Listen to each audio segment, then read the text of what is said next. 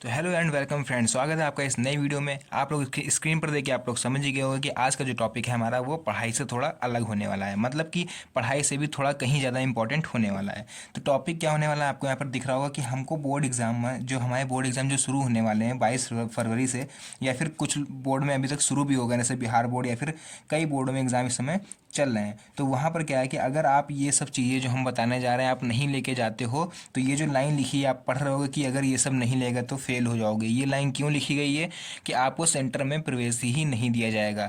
तो बहुत ही ध्यान से इस वीडियो को देखिएगा, ज़्यादा बड़ी वीडियो होने वाली नहीं है, एक एक पॉइंट बहुत ध्यान से समझिएगा।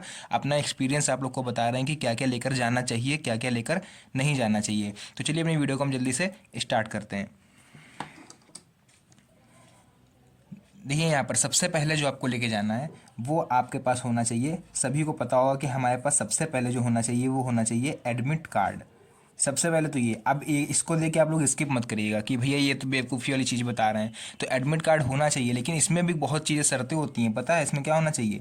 सबसे पहले नंबर एक पर तो इसमें आपके सिग्नेचर होने चाहिए खुद के। आपने यहाँ पर उसमें कॉर्नर पर जो होता है वहाँ पर साइन होना चाहिए, नहीं होगा तो आपको वहाँ पर करवाएंगे जिन सब में आपका टाइम वेस्ट होगा।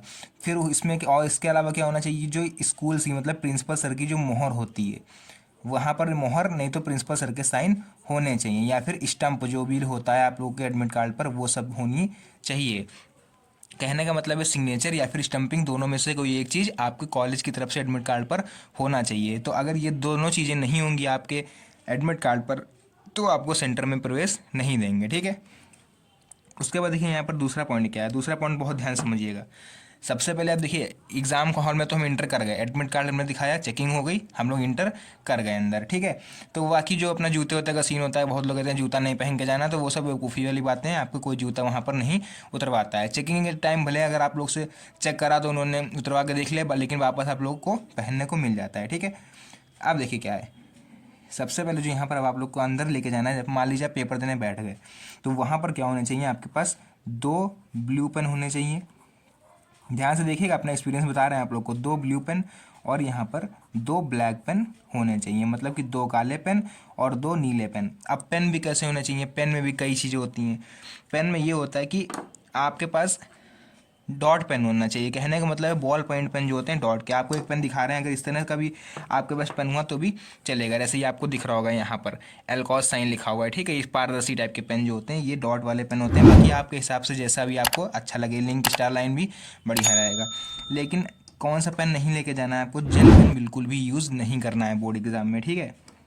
ध्यान से सुनिएगा बात, जेल पेन जो होता है वो बिल्कुल भी आपको यूज़ नहीं करना है, क्योंकि वो हल्का सा पानी पड़ते ही क्या होगा, वो फैल जाएगा। फिर आपको लेके क्या जाना है, एक पॉली बैग ले आना है। सबसे पहले मार्केट से आप लोग को पॉली बैग जैसा कि पारदर्शी होता है, उस पर भी कोई कार्टून नहीं बना होना चाहिए, किसी भी कोई भी कैरेक्टर उस पर नहीं बना होना चाहिए। पारदर्शी एकदम होना चाहिए, जिसमें कि आपको साफ दिखाई दे कि अंदर क्या रखा है, ठीक है। तो अगर आप कार्टून वाला या फिर कोई कैरेक्टर जिस पे बना हुआ वो आप लेके आते हो प्रिंटेड बढ़िया, तो वहाँ पर आपका थोड़ा दिक्कत आपको हो सकती है, ठीक है। अब ये हो गया। इन सब के अलावा क्या करना है, एक आप लोग को स्केल ले लेनी है। स्केल कौन सी लेनी है, 15 सेंटीमीटर वाली नहीं लेनी है बिल्कुल भी, ठीक है। मतलब आप अगर है तो बढ़िया बात है, आप रख सकते हो साथ में, लेकिन स्पेशल अगर आप खरीदने जा रहे हो तो 15 सेंटीमीटर की स्केल मत खरीदिएगा। स्केल जो बढ़िया रहेगी आपके लिए वो रहेगी 30 सेंटीमीटर वाली, बढ़िया रहेगी, क्योंकि बड़ी स्केल रहेगी वहाँ पर कॉपी काफ़ी बड़ी होती हैं, ठीक है। तो जब कॉपी कॉपी बड़ी रहेंगी वहाँ पर तो आपको एक ही बार में लाइन पूरी खींचनी पड़ेगी टाइम बचाने के लिए। तो एक बार में लाइन क्या होगा, उससे खिंच जाएगी। तो इसमें आपको बार बार नहीं करना पड़ेगा। इससे डॉटेड भी पड़ जाते हैं, अगर आप लाइन खींचो तो वहाँ पर बेकार लगता है देखने में।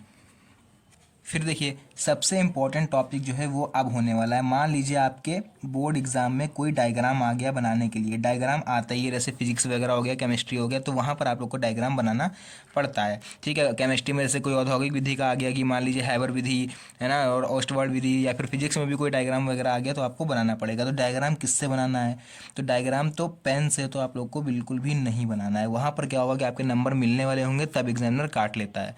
डायग्राम हमेशा हम लोग को पेंसिल से बनाना है, बहुत ही क्लियर डायग्राम बनाना है। ऐसा देखने में ना लगे कि दो मीनिंग उसकी नहीं निकलनी चाहिए, समझ रहे हैं आप लोग, मतलब बिल्कुल क्लियर होना चाहिए। ये नहीं कि एक बार आपने बना दिया फिर उसको हमने रफ करा तो उसके बाद लाइनें हल्की सी रह गई, तो वो चीज़ें नहीं होनी चाहिए।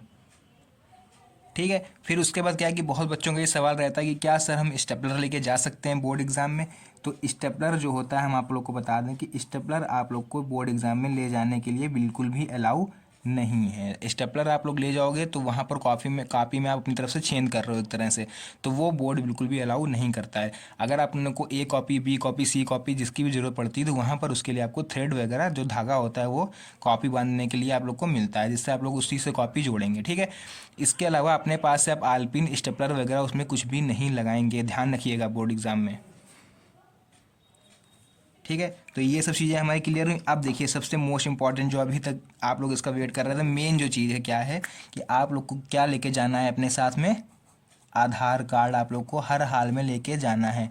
अच्छा, इसका यूज़ क्या है ये हम आप लोग को बता रहे हैं। आधार कार्ड क्या होगा कि आपके लिए मान लीजिए आपको वो संदिग्ध लगे, ठीक है, आप जो है थोड़ा उनको संदिग्ध लगे कि हाँ ऐसा हो सकता है कि ये चेहरा छुपा के या फिर किसी भी तरह से ये एग्ज़ाम देने आया है, आपकी शक्ल हो सकता है जो एडमिट कार्ड में फ़ोटो होती है उससे मैच ना करे। तो इस सिचुएशन में क्या होगा है वहाँ पर कि जो आधार कार्ड होता है वहाँ से आपका बायोमेट्रिक मिलान कराया जाता है। तो हो सकता है कि अगर आप लगें संदिग्ध तो वहाँ पर आपके बायोमेट्रिक मिलान कराया जा सके। बाई चांस अगर आपका बायोमेट्रिक भी मैच नहीं करा वहाँ पर, ठीक है, और आपके पास आधार कार्ड नहीं है, तो वहाँ पे आप पर कानूनी कार्रवाई वहाँ से करी जा सकती है। ठीक है। हालांकि बाद में अगर आप सही भी हो गए तो बोर्ड एग्जाम तो छूट गया ना, आप तो फेल हो जाओगे। तो इसी सिचुएशन से बचने के लिए हमारे पास क्या हुआ, आधार कार्ड होना कंपलसरी है। आप तुरंत दिखा सकते हो कि सर मेरा आधार कार्ड ये है और ये मेरा आधार नंबर है, आप इससे चेक कर सकते हो। ठीक है। तो ये सब बातें थी बोर्ड एग्ज़ाम को लेकर। तो ये सब छोटी छोटी बातें होती हैं, ये आप लोग को कोई नहीं इतनी जल्दी बताता है। आपके सीनियर वगैरह होते हैं तो बता देते हैं, लेकिन सीनियर भी ज़्यादा आप लोग को नहीं बताते हैं, क्योंकि आप इस समय 11th में होते हो या फिर 9th में होते हो, उस समय आपके सीनियर जा चुके होते हैं। तो फिलहाल ये छोटी छोटी चीज़ें जो आप लोग को बताई हमने, इसको बिल्कुल ध्यान रखिएगा। कहीं पर भी ये जो पूरा हमने बताया इसमें कहीं पर भी कोई गलती मत करिएगा ले जाने में, कि आप मान लीजिए आपने प्रिंसिपल सर से मोहर नहीं लगाया, आपने एडमिट कार्ड लिया और चले गए, तो वहाँ पर आपको एग्ज़ाम में एंट्री करने से रोका जा सकता है। ध्यान सुनिए बात हमारी, ठीक है। तो बस इतना ही आप लोग को बताना था। आज के लिए वीडियो के लिए धन्यवाद। मिलते हैं नेक्स्ट वीडियो में, तब तक के लिए जय Hind. Best of luck for your board exam. Stay happy. Thank you.